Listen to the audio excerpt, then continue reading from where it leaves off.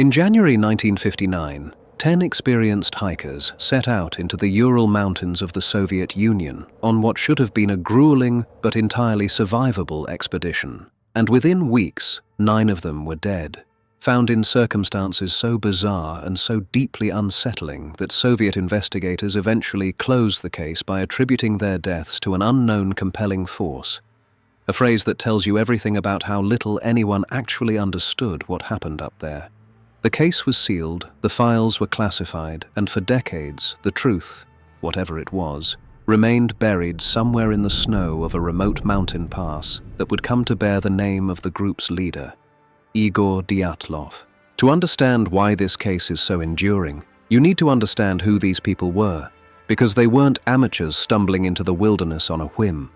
The group consisted of 9 students and 1 instructor from the Ural Polytechnic Institute in Sverdlovsk, all of them seasoned hikers with serious experience in cold weather expeditions, and their leader Igor Dyatlov was considered one of the most competent and careful mountaineers among his peers. Their goal was to reach the peak of Otorten, a mountain in the northern Urals, and complete a Category 3 hike, the highest difficulty rating in Soviet hiking classification, which would earn each of them the prestigious Master of Sport title. It was ambitious, yes, but it was the kind of challenge these particular people had trained for, and there was every reason to believe they would come back just fine. They departed on January 23rd, setting off from the town of Ivdel and making their way north by a combination of truck, sled, and foot, and the early stages of the journey went largely as planned. One member of the group, Yuri Yudin, was forced to turn back early due to illness, a decision that would, by sheer chance, save his life.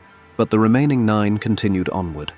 and on February 1st, they began ascending the slopes of a mountain known locally as Kholat Syakhl,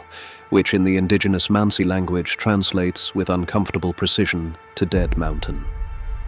That was the last night any of them were seen alive. The group had pitched their tent on the mountain's eastern slope rather than descending to the tree line as would normally be advised, likely because Dyatlov wanted to preserve altitude and avoid losing progress in deteriorating weather conditions. And by all accounts, it was a reasonable decision made by a competent leader, which is what makes what happened next so completely inexplicable. When the group failed to send their expected telegraph from Otorten and then failed to arrive back in Sverdlovsk on schedule, a search and rescue mission was dispatched, and on February 26th, searchers found the tent half buried in snow on the slope of Kholat Syakhl, and what they found was deeply wrong. The tent had been sliced or torn open from the inside, not the outside,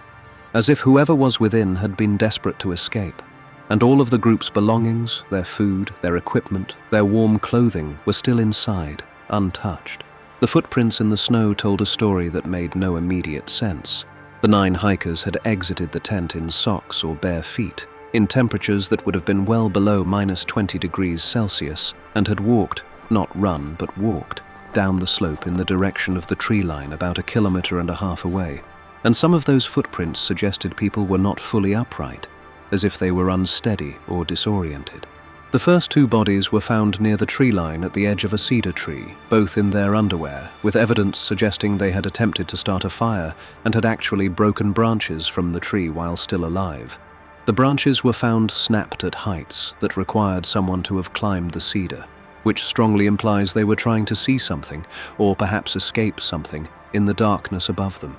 2 other bodies were found nearby, positioned as if they had been trying to return to the tent, but had collapsed and died from hypothermia before they could get there, and one of them had a small but noticeable amount of trauma to the head. The final 4 bodies weren't discovered until May, when the snow began to melt, and these were found in a ravine about 70 meters from the cedar tree. And this is where the case stops being merely tragic and starts becoming genuinely disturbing. These 4 victims had sustained catastrophic internal injuries, multiple fractured ribs, a fractured skull,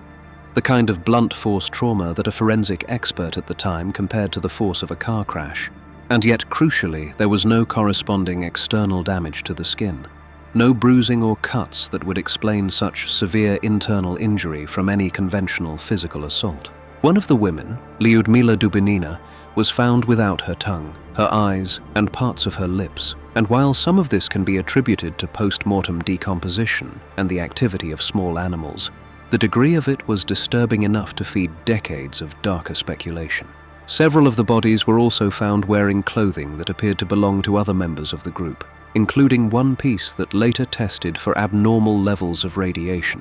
a detail that Soviet authorities were not particularly eager to publicize and which has never been fully explained. What the investigators established with reasonable confidence is that the group fled their tent voluntarily, that they were alive and conscious when they did so, that the flight happened in the middle of the night, and that whatever caused them to leave without shoes or warm clothing in sub-zero temperatures was so immediately threatening or so immediately incapacitating that none of them stopped to dress properly or retrieve equipment, because experienced mountaineers simply do not abandon a tent in a Siberian winter without a reason that overrides every survival instinct they possess. The tent itself provided one of the most quietly chilling details.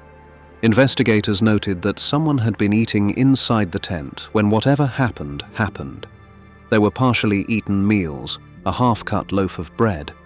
suggesting the group was in a state of normalcy one moment and in a state of total panic the next, which rules out any slow-developing threat and points towards something sudden and overwhelming. The theories that have accumulated around Dyatlov Pass over the decades are numerous and range from the plausible to the sensational, and the most credible among them center on natural phenomena, specifically an avalanche or a snow slab collapse, which could explain the internal injuries without external bruising if the compression happened while they were still sheltered under snow, and could explain the panicked exit from the tent if they felt the slope begin to move. A 2021 study published in Communications Earth and Environment used forensic modeling to support a variation of this theory, arguing that a small but fast-moving slab of snow could have struck the tent with enough force to injure those inside and trigger the evacuation. But the avalanche theory, compelling as it is, struggles to account for a few things. There was no avalanche debris found at the site. The slope was not considered particularly avalanche-prone by the search teams, and the footprints leading away from the tent were described as orderly, not the scattered flight you might expect from people who had just been struck by a wall of snow. Other natural explanations include infrasound, low-frequency sound waves generated by wind moving across mountain terrain, which can in certain conditions cause extreme psychological distress, disorientation, and even panic in humans, and which would explain a coordinated but irrational evacuation without leaving any physical evidence behind. The more extreme theories, Soviet military testing, secret weapons, UFOs, an attack by indigenous Mansi people, have largely been dismissed by serious investigators, though the Soviet-era military angle has never been entirely ruled out, given that the region was known to host classified activities and that the case was sealed so quickly by authorities who seemed keen to move on. The radiation on the clothing remains unexplained in any fully satisfying way, though it may be consistent with certain types of Soviet industrial equipment that some members of the group had been exposed to through their institute work. In 2019, Russian authorities officially reopened the investigation and, after examining the evidence, concluded that the most likely explanation was indeed an avalanche or snow slab event, and many scientists and researchers accepted this as the closest thing to closure the case would ever offer. But there remain investigators and historians who feel that the avalanche conclusion, while reasonable, was adopted partly because it was the most comfortable answer available, the one that transforms a baffling and disturbing mystery into a tragic but comprehensible accident. The only surviving member of the original group, Yuri Yudin, the man who turned back sick and never reached Dead Mountain, spent the rest of his life trying to understand what happened to his friends, reviewing the files, talking to investigators, searching for an explanation that would finally make sense of it all. And he died in 2013, having never found one. Which is perhaps the most honest ending this story has, because some things that happen in remote and unforgiving places leave questions that simply cannot be answered with the information that survives. 9 people walked into the Ural Mountains in the winter of 1959, experienced something in the darkness that was terrifying enough to make them choose the cold over their shelter, and none of them made it out. And whether that something was a wall of moving snow, a trick of wind and sound, a classified military accident, or something else entirely, the mountain has never offered a confession. And the pass that bears their name remains one of the most genuinely unresolved mysteries in modern history.